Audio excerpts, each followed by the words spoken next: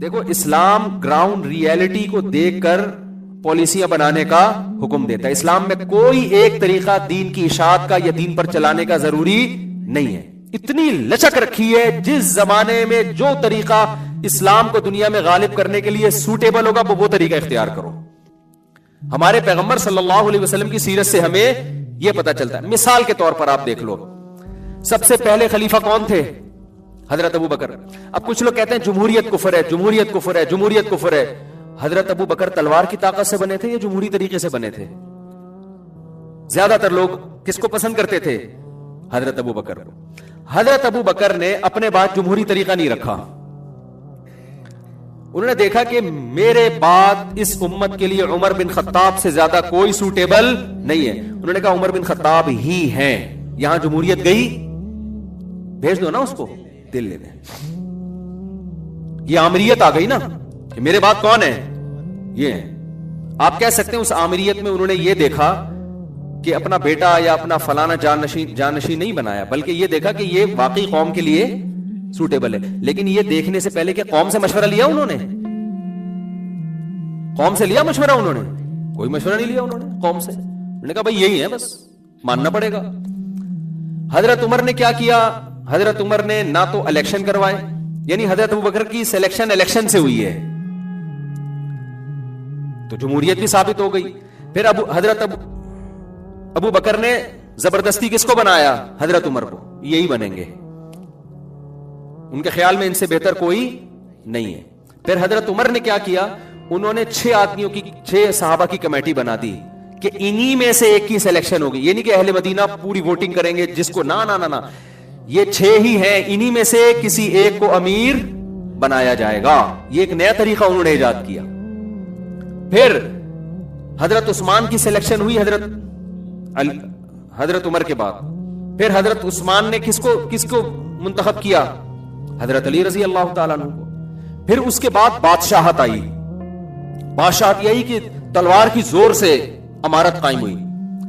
اس کو بھی نبی نے غلط نہیں قرار دیا, بلکہ بخاری مسلم میں حدیث ہے اسمعوا واطیعوا ولو سلط علیکم رجل حبشی کأن رأسه ذبیبا, کہ سننا ہے, اطاعت کرنی ہے, بغاوت نہیں کرنی, فالو کرنا ہے حاکم کی بات کو, اگرچہ حبشی غلام تم پہ مسلط کر دیا جائے. مسلط کا مطلب یہ ہے کہ پبلک میں کوئی بھی نہیں چاہتا تھا, گن پوائنٹ پہ تلوار کی طاقت سے زبردستی وہ تم پر کیا ہو گیا؟ مسلط. تو ہم کہتے ہیں کوئی بات نہیں, مسلط ہو گیا, لیکن اہل تو ہے نا. نبی نے فرمایا اہل بھی نہیں ہے, حبشی غلام ہے, غلام حکومت کا اہل نہیں ہوتا. ہم کہتے ہیں چلو دیکھنے میں تو اہل لگتا ہے نا, پرسنالٹی تو ہے نا اس کی. آپ نے فرمایا پرسنالٹی بھی نہیں ہے, دیکھنے میں لگ ہی نہیں رہا کہ اسلامی مملکت کا سربراہ ہوگا. یہ حبشی ہے, کالا ہے, دوسری قوم کا ہے, غلام بھی ہے, آقا سے بھاگا ہوا ہے. نہیں آئی بات سمجھ میں؟ غلام تو کچھ کر ہی نہیں سکتا شرن, اس کے تمام تصرفات کیا ہیں؟ کالعدم. غلام 1 کروڑ روپے بھی غلام کو کوئی ہدیہ دے گا نا تو وہ کس کا ہوگا؟ آقا کا ہوگا. بالکل ناجائز کی, آقا کی پرمیشن کے بغیر تلوار لے کے قوم کو لے کے پورے ملک پہ قبضہ کر لیا اس نے. آپ نے فرمایا جب ہو گیا نا قبضہ, پاور, اختیارات جب اس کے ہاتھ میں آ گئے ہیں تو طریقہ اس کا 100% ناجائز تھا, لیکن اس کے باوجود بھی آپ, اور پھر پرسنالٹی بھی نہیں ہے, اس کا سر ایسے پچکا ہوا ہے جیسے کشمش. انگور ہوتا ہے اگر آپ اٹریکٹیو, کشمش کہتے ہیں سارا انگور کا پانی نکل جائے نا تو اٹریکشن ہی ختم. ایسے پچکا ہوا سر ہے کہ آدمی کو شرم آ رہی ہے اس کو بتاتے ہوئے کہ ہمارا وزیر اعظم ہے یہ ہمارا حاکم ہے, یہ ہمارا خلیفہ ہے. یہ آپ نے فرمایا جب بن گیا نا, پاور میں آ گیا, جب اس کے پاس حکومت کی لگام آ گئی. حاکم کی ڈیفینیشن یہ جس کے پاس پاور و اختیارات ہوں. جب ہے تو اب دوبارہ اس کے خلاف بغاوت, یعنی اس نے تو غلط کیا, لیکن جب کیا اب اس پروسیس کو دوبارہ دہرا کے اسی کو مانو. کیوں؟ جو اس نے غلط کیا نا, اب اگر اس کو ٹھیک کرنے کی کوشش کرو گے تو یہ اس سے بھی زیادہ غلط ہو جائے گا. جیسے کہ لیبیا میں ہوا, عراق میں ہوا. صدام حسین کے خلاف کتنے لوگ بولتے تھے, آج اس صدام حسین کو یاد کر کر کے رو رہے ہیں کہ یار ظالم تھا, جیسا بھی تھا, یہ حالات تو نہیں تھے نا. لیبیا کے صدر قذافی کو سارے قوم بری بھلی کہہ رہی تھی, بغاوت ہوئی ہے, اب کہہ رہے یار کم از کم یہ حالات تو نہیں تھے نا لیبیا میں جو اب ہیں. وہ خلافت کے نام پہ یا مہنگائی کے نام پہ بغاوت ہوئی ہے اور اس صدر کو مارا ہے. نتیجہ کیا نکلا کہ لیبیا کے سارے وسائل پر کنٹرول کس کا ہو گیا؟ غیروں کا. اب کہہ رہے یار جیسا بھی تھا اتنا برا تو نہیں تھا نا جتنے اب مسلط ہوئے ہیں. تو یاد رکھو جو پاکستان میں خلافت کے نام پہ حکومت کا تختہ الٹنے کی صراحتاً بات کرتا ہے یا اشارتاً بات کرتا ہے, بات صراحتاً نہیں کرتے, ان کو پتا ہے دھر لیے جائیں گے فوراً. بعض گھما گھما کے خلافت ہونی چاہیے, جمہوریت کفر ہے, ہم اس کا حصہ نہیں بن سکتے. نہ جمہوریت کفر ہے نہ خلافت کفر ہے.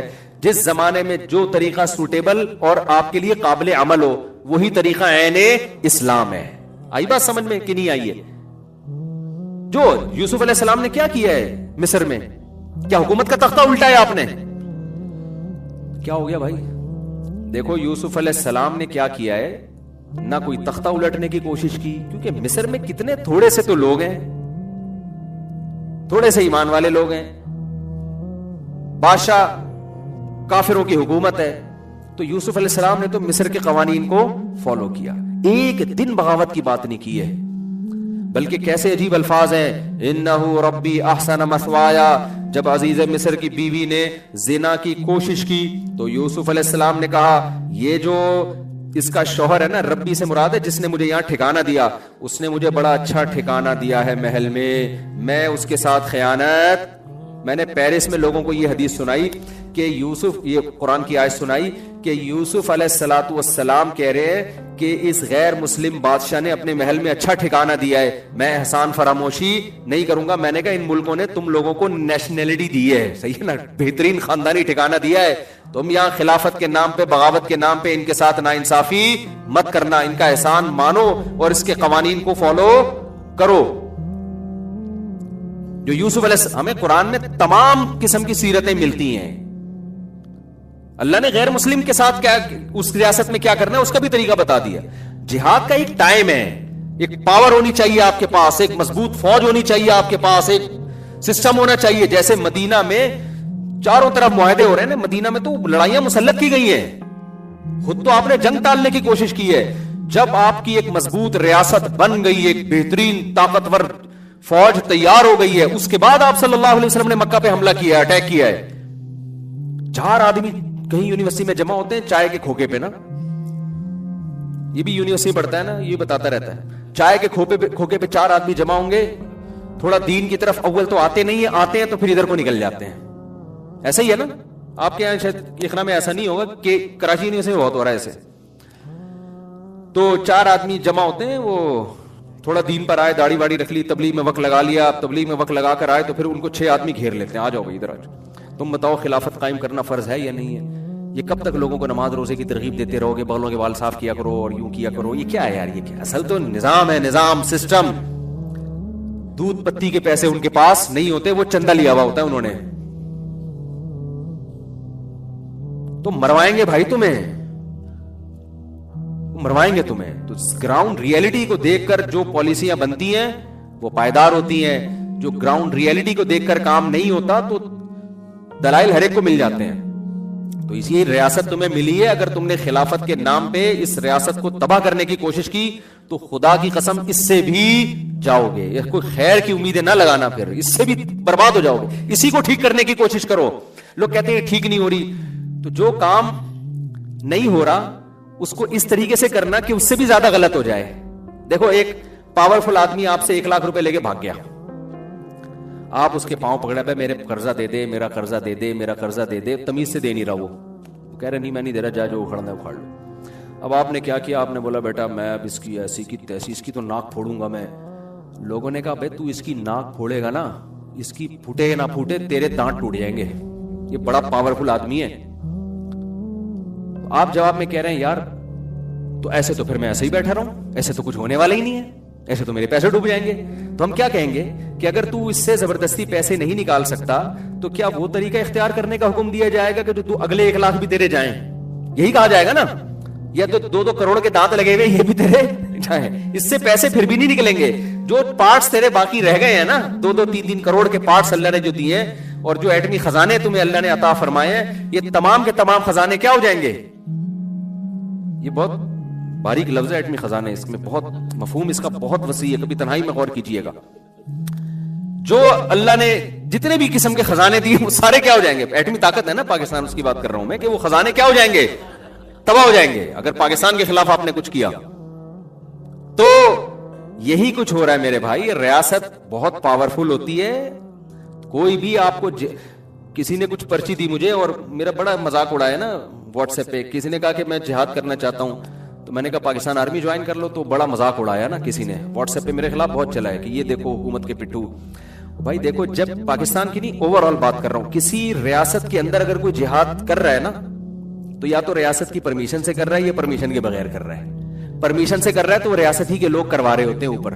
پرمیشن کے بغیر کر رہا ہے تو اگر کر رہا ہے نا تو اس کا مطلب ریاست کھیل رہی ہے اس سے کہ ابھی تھوڑا کرنے دو, 4-6 ہو جائیں گے تو پکڑ کے اکٹھے ہی اندر کر دیں گے. کیونکہ دنیا میں کوئی کنٹری, کوئی ریاست مسلح تحریک چلانے کی ملک کے اندر اجازت نہیں دیتی ہے. کوئی ریاست نہیں دیتی. اگر دی بھی ہے نا اس نے, تو سمجھ لو کوئی بہت بڑا گیم تمہارے ساتھ ہونے والا ہے. بہت بہت خطرناک گیم ہونے والا ہے. اس نے کھلی چھوٹ دی ہوئی ہے کہ 2-4 آدمیوں کو کیا پکڑ کے اندر کریں, ہول سیل کے حساب سے اکٹھے ہی پکڑ کے اندر کر لیں گے. اس لیے میں نے نوجوانوں کو بربادی سے بچانے کے لیے کہ ریاست پاکستان ایک ریاست, یہاں کے جہاد کی بات کر رہا ہوں, پوری دنیا کی بات تھوڑی کر رہا تھا میں اپنی پرچی میں. جب مجھ سے پرچی آئی نا کہ میں جہاد تو نہیں ہوں, تو پاکستان کی بات کر رہا ہے نا وہ, پوری دنیا کی میں بات نہیں کر رہا. پوری دنیا کی بات نہیں کر رہا میں.